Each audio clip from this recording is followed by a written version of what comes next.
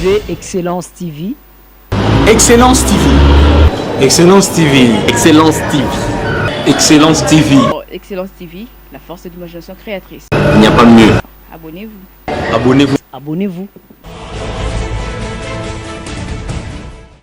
Bonjour chez vous, messieurs, dames. Encore l'émission Les Bâtisseurs avec Ecclésiaste Koulinfouka. Du jour au jour, nous apportons des nouveautés dans nos sujets. Et aujourd'hui, nous allons parler de la protection du ménage par les régimes matrimoniaux. Alors, Toyora Mingi ménage. Nous allons essayer de comprendre c'est quoi le ménage.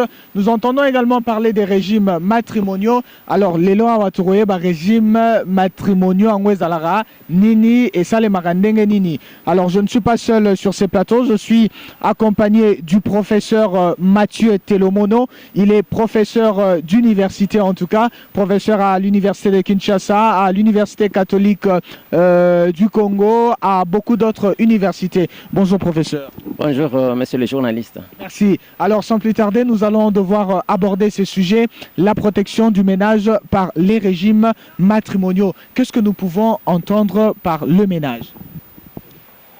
Merci monsieur le journaliste pour la question que vous me posez.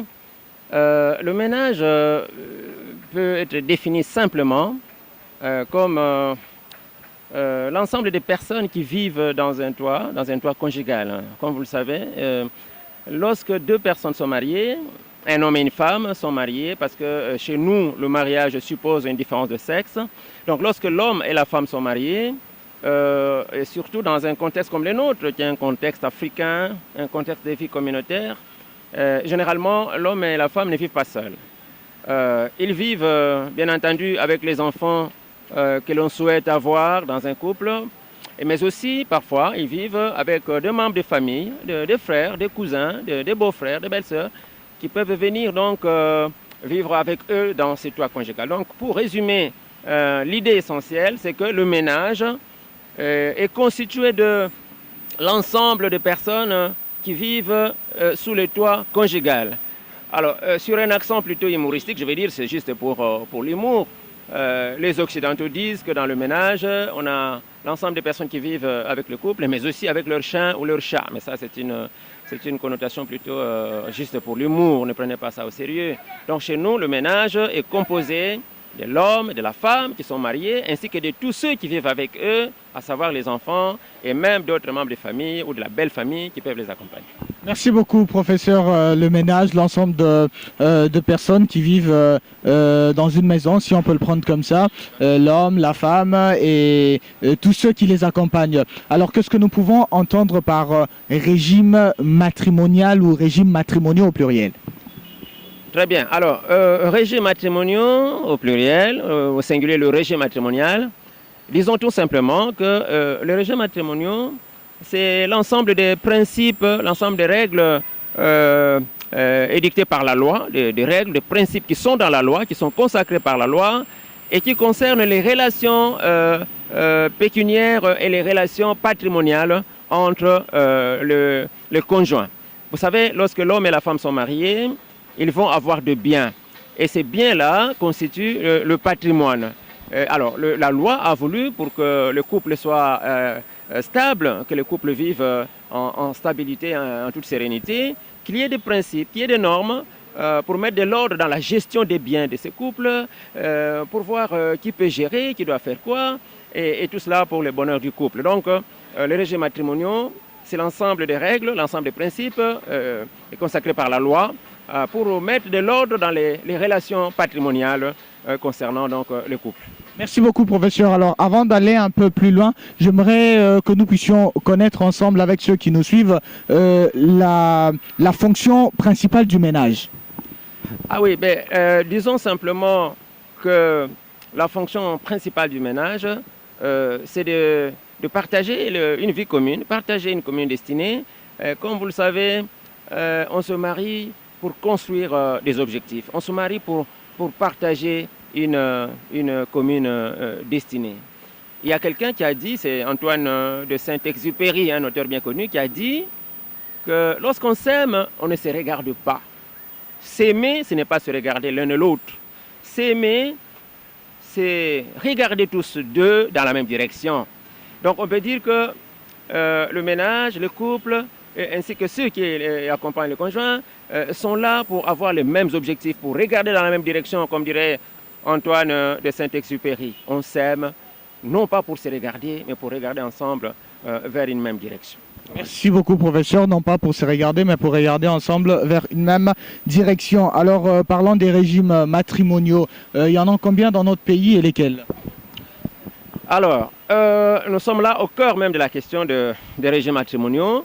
Vous savez, la question des régimes matrimoniaux est régie de manière assez différente dans chaque pays. Chaque pays a son système. Il y a des pays qui ont consacré 3 régimes matrimoniaux, comme c'est le cas de la République démocratique du Congo. La loi congolaise, le code de la famille, de chez nous, consacre 3 régimes matrimoniaux. Mais il existe d'autres pays, par exemple la France qui en a 5, ainsi de suite. Alors en ce qui concerne la RDC, notre pays, pour revenir à la question, la République démocratique du Congo, dans sa loi relative à la famille, qu'on appelle le Code de la famille, édicté en 1987, qui a été modifié récemment en 2016. Donc le Code de la famille de chez nous consacre au total 3 régimes matrimoniaux. Alors il s'agit du régime de la séparation des biens, du régime de la communauté universelle des biens, et puis un régime intermédiaire qu'on appelle le régime de la communauté des biens réduite aux acquis. Peut-être qu'on pourra revenir tout à l'heure pour donner les détails sur chaque régime, mais sinon, voilà les 3 régimes qui sont consacrés chez nous. Régime de la communauté universelle des biens, régime de la séparation des biens et le régime de la communauté des biens réduite aux acquis. Merci beaucoup, professeur. Vous avez là cité 3 régimes. Alors, pensez-vous que dans tous les cas, les 3 régimes matrimoniaux permettent de régler tout ce qui concerne l'aspect économique du mariage? Oui, tout à fait. En tout cas, dans l'esprit du législateur, les régimes matrimoniaux ont été prévus, consacrés justement pour régler les questions patrimoniales du couple, pour régler la question de la gestion de biens du couple. Et seulement, il faut dire déjà qu'il n'y a pas un régime qui semble ou qui passe pour être le régime parfait, le régime, si vous voulez, absolu. Chaque régime a des avantages et chaque régime a des inconvénients. Donc c'est une question de choix, question d'option du couple. Chaque couple est libre de choisir un des 3 régimes, en sachant que dans chaque régime, on peut avoir des avantages, on peut aussi avoir des inconvénients. Merci beaucoup, professeur. Dans chaque régime, on peut avoir des avantages, on peut aussi avoir des inconvénients. Alors, est-ce qu'on peut jeter un regard vers les particularités de chaque régime matrimonial? Oui, tout à fait. Alors, si l'on commence par le régime de la séparation des biens, comme le dit son nom, la séparation des biens veut dire que dans ce régime-là, en tout cas pour les couples qui ont choisi ou qui choisissent le régime de la séparation des biens, ça voudra dire que chaque conjoint, l'homme comme la femme, chaque conjoint sera propriétaire de ses biens, que ces biens soient acquis avant le mariage ou que ces biens soient acquis pendant le mariage, peu importe le moment de leur acquisition, eh bien, ces biens-là seront séparés. Le patrimoine seront séparés. Il y aura donc 2 patrimoines, le patrimoine de l'homme d'un côté et le patrimoine de la femme de l'autre. On serait tenté de dire que c'est un régime du chacun pour soi et Dieu pour tous. Dans un régime de séparation des biens, on n'a donc pas des biens communs. Tous les biens sont séparés, ils appartiennent tantôt à l'homme, tantôt à la femme. Voilà donc le premier régime, régime de la séparation des biens. Alors, le régime qui est, je dirais, à l'antipode de ces premiers, c'est-à-dire le contraire de la séparation des biens, eh bien, c'est le régime de la communauté des biens, de la communauté universelle des biens. Le régime de la communauté universelle des biens constitue le contraire de la séparation des biens. En d'autres mots, dans un régime de communauté universelle des biens, tous les biens qui appartiennent à l'homme sont censés appartenir aussi à la femme. Et tous les biens qui appartiennent à la femme sont aussi des biens appartenant à l'homme. Encore une fois, peu importe le moment de leur acquisition, que ces biens soient acquis avant le mariage ou pendant le mariage par l'homme ou par la femme, si le couple a choisi ce régime de la communauté universelle de biens, eh bien c'est l'universalité des biens qui sera donc commune. Tous les biens seront communs. Enfin, le régime de la communauté des biens réduite aux acquis, troisième régime, qui est donc le régime intermédiaire. Il s'agit là d'un régime qui se situe au milieu de la séparation des biens et de la communauté universelle. Ce régime est intermédiaire dans ce sens qu'il ramasse à la fois les spécificités, les caractéristiques du régime de la séparation et du régime aussi de la communauté universelle. En clair, dans un régime des communautés réduites aux acquis, nous avons une partie des biens qui sont propres, qui sont personnels, qui sont donc séparés, individuels, et puis une autre partie des biens qui sont communs et qui appartiennent à tous les conjoints, à l'homme et à la femme en même temps. Les biens qui sont, qui sont privés, qui sont personnels, ce sont tous les biens que chacun a acquis bien avant le mariage. Vous savez, lorsqu'on se marie, l'homme ou la femme, lorsqu'on se marie, on vient dans un couple, on a quelquefois des biens que l'on possède déjà avant. Et donc ces biens-là vont rester personnels. Qu'ils soient des biens meubles ou immeubles, ils restent des biens tout à fait personnels, privés. Par contre, les biens qui seront acquis pendant le mariage, qu'ils soient acquis par l'homme ou par la femme, seront des biens communs. C'est exactement ces biens-là que l'on appelle les acquis. Voilà pourquoi on dit régime des communautés réduites aux acquis. Ce qui veut dire une communauté qui est limitée aux acquis. En sachant que les acquis signifient les biens qui ont été acquis pendant le mariage.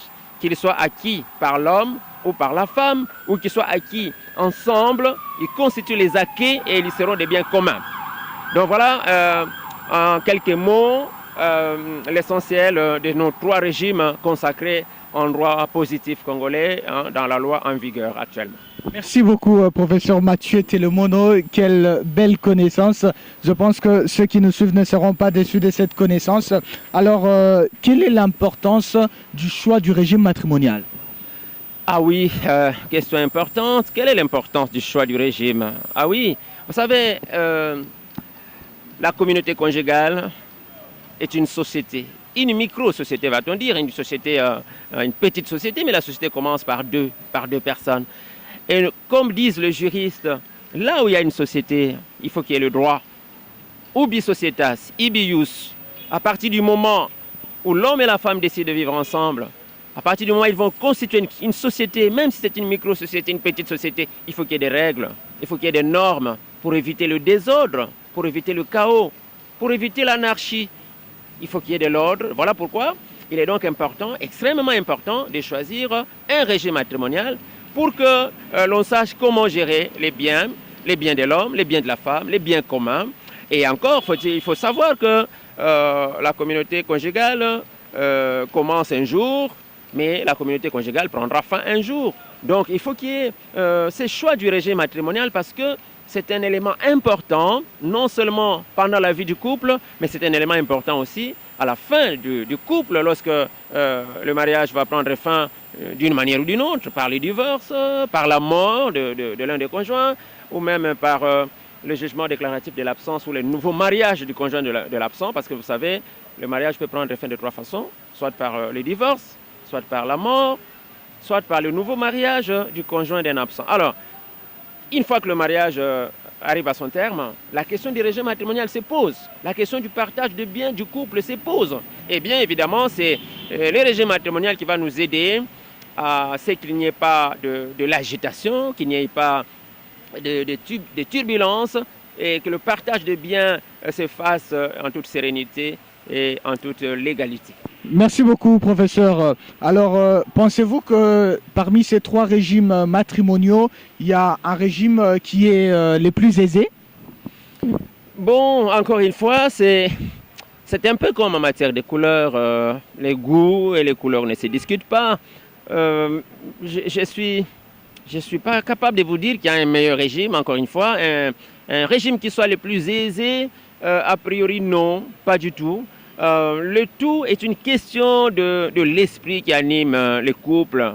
Je disais tout à l'heure qu'on se marie non pas pour se regarder, mais c'est pour regarder ensemble dans la même direction. On se marie, disait Antoine de Saint-Exupéry, on se marie pour regarder dans la même direction Alors, cette belle métaphore hein, qui veut dire qu'on se marie pour construire des objectifs ensemble. Donc, quel que soit le régime matrimonial qui a été choisi, si le couple est habité par cet esprit de vie communautaire, par cet esprit de progrès, par cet esprit, disons, de concorde, je pense que tout régime est bon, mais c'est une question d'option personnelle. Parce qu'à première vue, a priori, on a tendance à penser que c'est le régime de la communauté universelle qui serait le meilleur. Pourquoi? Mais parce que on a dit que le mariage a pour objectif de construire une vie ensemble, une vie commune, de bâtir des objectifs communs. Donc on a l'impression que la communauté de vie qu'est le mariage impliquerait une communauté de patrimoine, donc un régime de communauté universelle. Mais c'est une façon de dire les choses, c'est une façon de penser, c'est une option. Parce qu'on a vu des gens qui ont choisi ces régimes de communauté universelle et qui, au bout du compte, finalement, l'ont abandonné pour prendre un autre. Parce que n'oubliez pas que la possibilité de changer le régime matrimonial existe.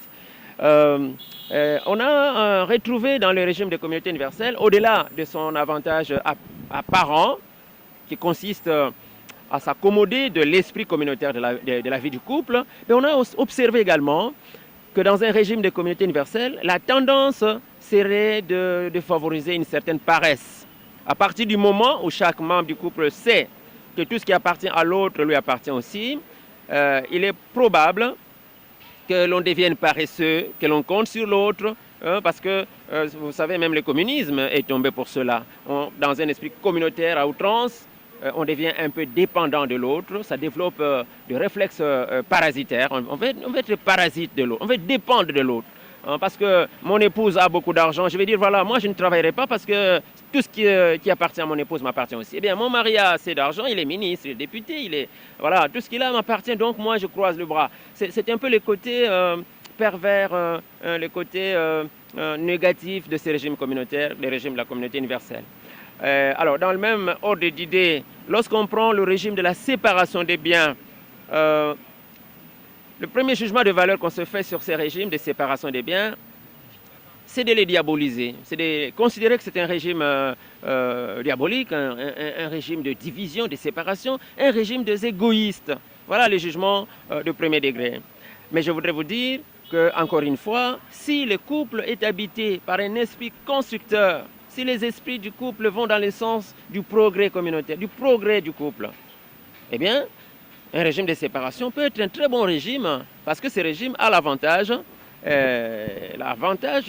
de créer l'émulation, de créer l'esprit de travail. Chacun voudra travailler pour maximiser les chances d'aller de l'avant, d'enrichir son patrimoine, de faire avancer son patrimoine.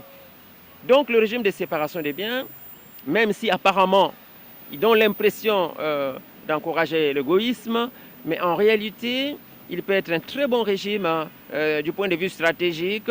On peut l'adopter parce qu'il développe l'émulation, une espèce de concurrence, une concurrence au sens positif du mot. Vous comprenez bien que si dans un régime de séparation, la femme a réussi, par exemple, à s'acheter une voiture, eh bien, je pense que l'homme va développer un peu son orgueil masculin pour dire mais moi aussi je dois faire des efforts pour acheter peut-être mieux que mon épouse, peut-être acheter une parcelle. Et demain, la femme va faire peut-être pareil pour dire voilà, mon mari a acheté une parcelle, moi aussi je voudrais faire un effort pour acheter une parcelle aussi. Et puis le mari dira ben moi je vais acheter 2 parcelles. Et voilà, donc cet esprit d'émulation, cet esprit de travail, c'est un avantage remarquable à mes yeux dans un régime de séparation des biens. Merci beaucoup, professeur. Alors, si vous permettez, vous êtes marié, je pense, père de toute une famille. Alors, quel est le régime que vous avez choisi avec votre épouse et pourquoi le choix de ces régimes? Merci, je suis marié effectivement. Père de toute une famille, c'est relatif. C'est relatif, toute une famille. Si vous voulez que je sois sincère avec vous, j'ai 2 enfants. J'en ai 2, ils s'appellent Matt et Lisa. 2 enfants parce que j'aime les enfants, mais je les aime en qualité, plutôt qu'en quantité. Voilà. Moi, j'ai choisi le régime, pas moi, mais nous avons choisi avec mon épouse, nous avons choisi le régime de la communauté universelle des biens. Régime de la communauté universelle des biens, voilà le choix que nous avons opéré avec mon épouse. Merci beaucoup, professeur. Alors, si nous entrons un peu dans la pratique, parce que avant cette émission, j'ai eu à interviewer quelques personnes et j'ai remarqué que le régime qui est le plus choisi, c'est le régime de la communauté universelle de biens. Alors, ne pensez-vous pas que le régime de la communauté universelle de biens concorde avec nos coutumes et usages en tant qu'Africains, en tant que Congolais? Non, je dirais plutôt non. Je pense au contraire. Je pense plutôt que le régime de la communauté universelle de biens ne concordait pas tout à fait avec nos coutumes. Dans ce sens que, comme vous le savez d'ailleurs, les régimes matrimoniaux est une importation occidentale. Dans nos coutumes, nous n'avons pas connu les régimes matrimoniaux, en tout cas pas de manière aussi élaborée que nous les avons maintenant. J'ai plutôt le sentiment que dans nos coutumes, le régime qui a dominé, c'est plutôt celui de la séparation des biens. Parce que rappelez-vous, dans la plupart de nos coutumes, on a dit que la femme appartient à une famille et l'homme appartient à une autre famille. Que l'on soit dans une coutume patriarcale ou matriarcale, la tendance qui a dominé depuis les épaisseurs du temps, depuis la nuit des temps, chez nous en Afrique et particulièrement en Afrique centrale, chez le Bantou, c'est de considérer que tantôt l'homme appartient à sa famille et que la femme n'appartient pas à la même famille. Donc la communauté des biens était plutôt quelque chose d'exceptionnel, me semble-t-il. Je crois que dans la règle générale, dans nos coutumes, dans nos traditions, une fois que l'homme est mort, voilà, la femme est remballée, elle répare, elle rentre dans sa famille parce qu'on estime que nous n'avons pas de biens communs. Et cette tendance coutumière, malheureusement, perdure encore. On le voit à Kinshasa aujourd'hui, à la fin de la vie de l'homme qui était marié. On assiste tout le temps à cette tragédie où la famille paternelle vient, les membres de la famille paternelle, les oncles paternels, les tantes paternelles, ils viennent pour mettre la femme dehors et avec les enfants parfois, mais malheureusement. Donc je crois que c'est peut-être un peu exagéré que de dire que la communauté universelle serait le régime qui s'accommode de notre tradition. Moi, j'ai l'impression que c'est plutôt la séparation des biens. Parce que dans nos coutumes, on considérait le mariage non pas comme un contrat entre les deux personnes, mais comme une alliance entre deux familles. Et finalement, les deux familles restent séparées jusqu'à la fin de la vie. Merci beaucoup, professeur Mathieu Telomono. Alors, pourquoi, en cas de silence du couple, la loi reconnaît au couple le régime de la communauté réduite aux acquis?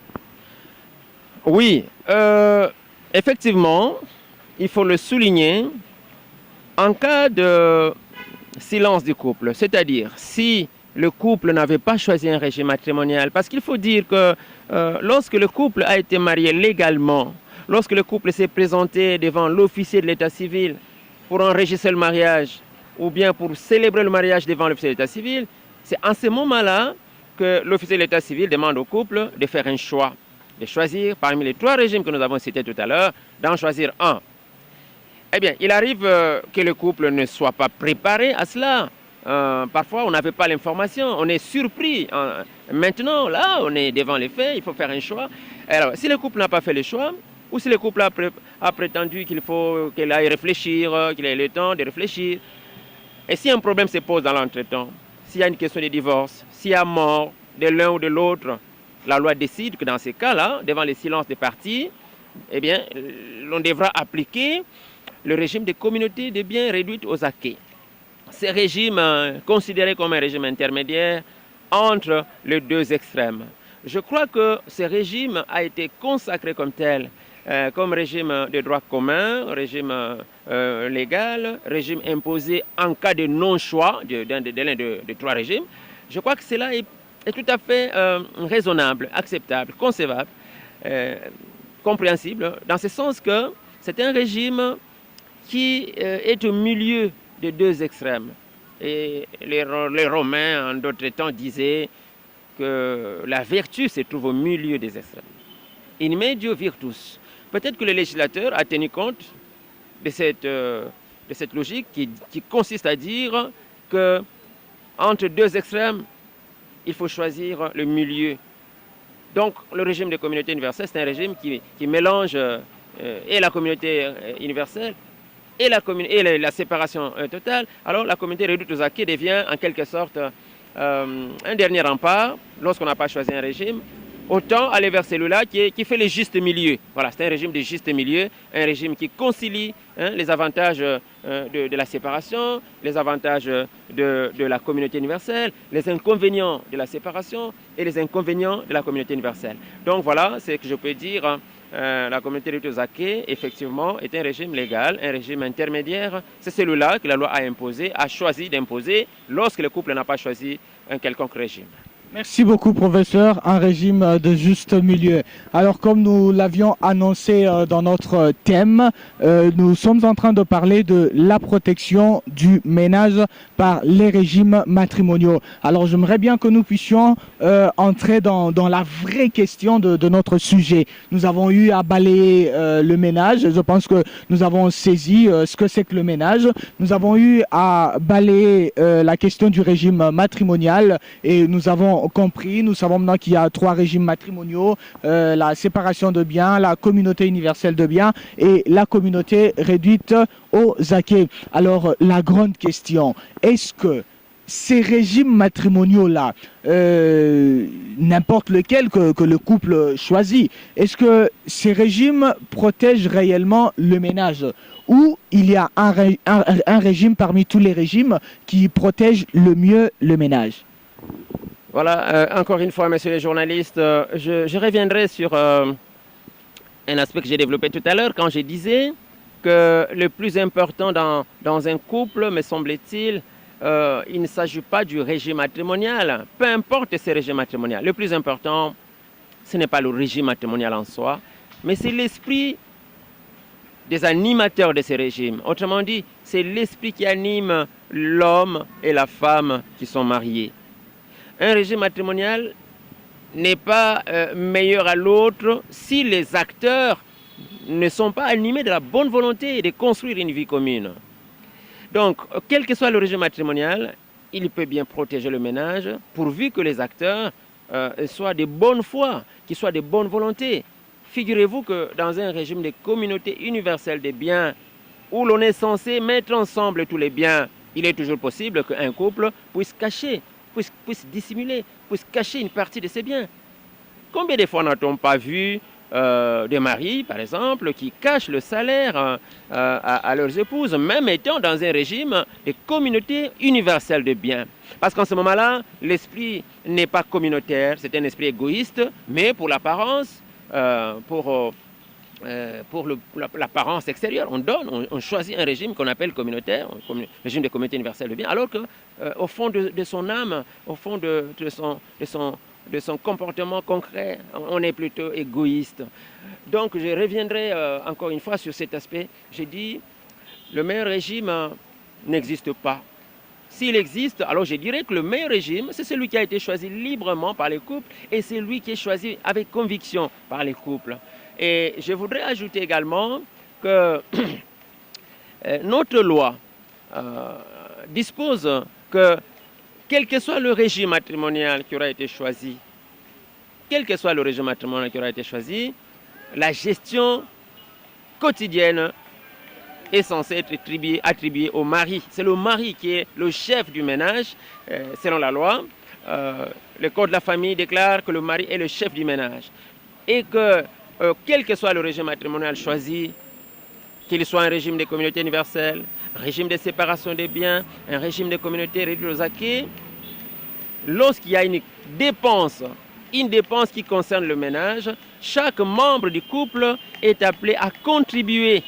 Il existe un principe de contribution commune aux charges du ménage.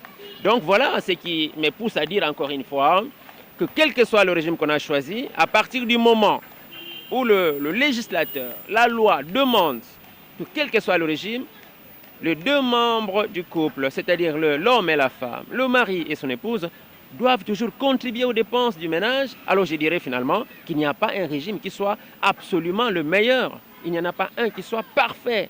Parce que le plus important, c'est l'esprit des animateurs, l'esprit de l'homme, l'esprit de la femme, qui doivent toujours contribuer quand il y a des dépenses. La séparation des biens ne veut pas dire qu'il n'y a que l'homme qui doit dépenser. La séparation des biens ne veut pas dire qu'il n'y a que la femme qui doit dépenser. Tous deux doivent participer. Et la communauté universelle ne veut pas dire qu'on devient paresseux. Il faut toujours que nous contribuions tous lorsqu'il y a une dépense à entreprendre. Donc, je dirais, tous les régimes peuvent contribuer à l'équilibre, à la protection du ménage, pourvu que l'esprit de l'homme et de la femme soit un esprit progressiste, un esprit de progrès, un esprit animé par la bonne volonté, par la bonne foi, et non pas un esprit égoïste. Merci beaucoup, monsieur le professeur. Alors, nous sommes là en train de vouloir chuter. Nous sommes là en train d'arriver à la fin de cette émission. Alors, qu'est-ce que vous pouvez nous dire en guise de conclusion concernant le sujet que nous avons développé aujourd'hui? Bon, mais première chose, je n'aime pas trop chuter, moi. Je préfère ne pas chuter. Je préfère un atterrissage en douceur parce qu'en chutant, on peut se casser la figure. Non, je dirais plutôt que la question du régime matrimonial est une question essentielle, une question importante, surtout pour les jeunes couples, pour les jeunes qui se préparent à se marier demain. Il ne faut jamais être emporté par ce qu'on appelle le feu de l'amour et oublier qu'il y a une question importante du choix du régime matrimonial. Il faut faire ce choix, absolument faire le choix du régime matrimonial lorsqu'on veut vivre dans un couple qui soit non pas seulement respectueux de la loi, mais qui soit prévoyant, qui prépare le lendemain. Beaucoup de femmes, notamment congolaises, souffrent de cette question. À la fin de compte, on les retrouve dans la rue, généralement parce qu'elles n'ont pas été au bureau de l'état civil et n'ont pas fait enregistrer leur mariage, parce que c'est au moment de l'enregistrement du mariage que le régime matrimonial va être mentionné sur l'acte de mariage. Donc c'est très important pour éviter le malentendu, pour éviter toutes sortes de chaos à la fin. Il est très important de choisir un régime matrimonial et de le faire mentionner sur l'acte de mariage qui constitue la preuve par excellence du mariage. Quant à la question du choix, quel est le régime qu'il faut choisir, encore une fois, je dirais que c'est une question qui relève de l'appréciation de chaque couple, appréciation souveraine de chaque couple, mais en tout cas, il faut faire ce choix ensemble, hein, il faut en discuter ensemble, en couple. Il ne faut pas que ce soit une décision unilatérale de l'homme ou de la femme. Faire le choix d'un régime matrimonial, c'est faire le choix d'une vie responsable. Donc je demande aux couples qui ont déjà choisi des régimes matrimoniaux de voir si ces régimes ne correspondent pas à leur esprit d'aujourd'hui. Ils peuvent les changer parce que la loi permet de changer les régimes matrimoniaux à condition d'aller au tribunal de paix, d'avoir un jugement au tribunal de paix, et en sachant que le changement du régime matrimonial ne peut se faire qu'une seule fois durant toute la vie du couple. Quant aux jeunes qui ne sont pas encore mariés, c'est le moment de réfléchir, de penser à ces régimes qu'ils vont choisir demain, compte tenu de leurs visées, de leurs objectifs. Et je souhaite bon vent à tous les jeunes couples qui se préparent à ces choix de la vie. Merci beaucoup, monsieur le professeur. Chers téléspectateurs, chers internautes, c'était un réel plaisir d'être devant vous et merci pour votre attention. Nous sommes là en train de vouloir bien prendre congé de vous. En tout cas, merci beaucoup, professeur, pour avoir accepté mon invitation. Je vous suis très reconnaissant. Nous sommes en train d'arriver à la fin. Si vous pouvez saluer quelques personnes et nous pouvons passer. Je vous remercie aussi d'avoir fait confiance en ma modeste personne. Merci de tout cœur. Mille merci de m'avoir associé à cette réflexion et surtout au service de la communauté. Je salue tous ceux qui me connaissent, en commençant par ma petite famille, mon épouse, Madame José, mon enfant Mathieu, Matt, et ma petite fille Lisa Luzenso. Je salue tous les étudiants de l'Université de Kinshasa, de l'Université catholique, de l'Université William Bott et d'autres universités, l'Université Congo de Mbanza-Ngungu, et tous ceux qui me connaissent, je les salue. Je souhaite le meilleur pour toutes nos familles et le meilleur pour notre pays et pour le monde. Merci beaucoup, monsieur le professeur. Et qu'est-ce que vous pouvez dire comme un petit mot par rapport à la chaîne qui vous reçoit, Excellence TV, la force de l'imagination créatrice? Je félicite les promoteurs de la chaîne, je vous félicite vous personnellement, je vous connais, vous êtes partout en train de fouiner l'information, la recherche de l'information. Toutes mes félicitations, mes encouragements, vous faites un travail professionnel, je pense que on a toujours envie de vous écouter et de revenir continuer à travailler en partenariat avec vous dans tout ce que vous faites pour le bien-être de notre communauté. Félicitations. Merci beaucoup, professeur Mathieu Telemono. Alors voilà, nous allons pouvoir prendre congé de vous, chers téléspectateurs et internautes. De mon côté, je dis grand merci à mon manager Josué Amen Poutou Bonzeke. Je dis grand merci à mon DG Adjamp Bonzeke. Grand merci à Enoch Ngimbi et Mersène Kormora. Grand merci à Irène Diala, la secrétaire particulière. Je salue Eliezer Mbokolo, je salue Maître Jean-Pierre Kabemba et je salue tous mes proches. Et je te salue, toi qui me suis en cet instant. Voilà, restez connectés à la chaîne Excellence TV. Ne manquez pas de vous abonner et restez branchés à l'émission Les Bâtisseurs. C'est ainsi que je vous dis au revoir.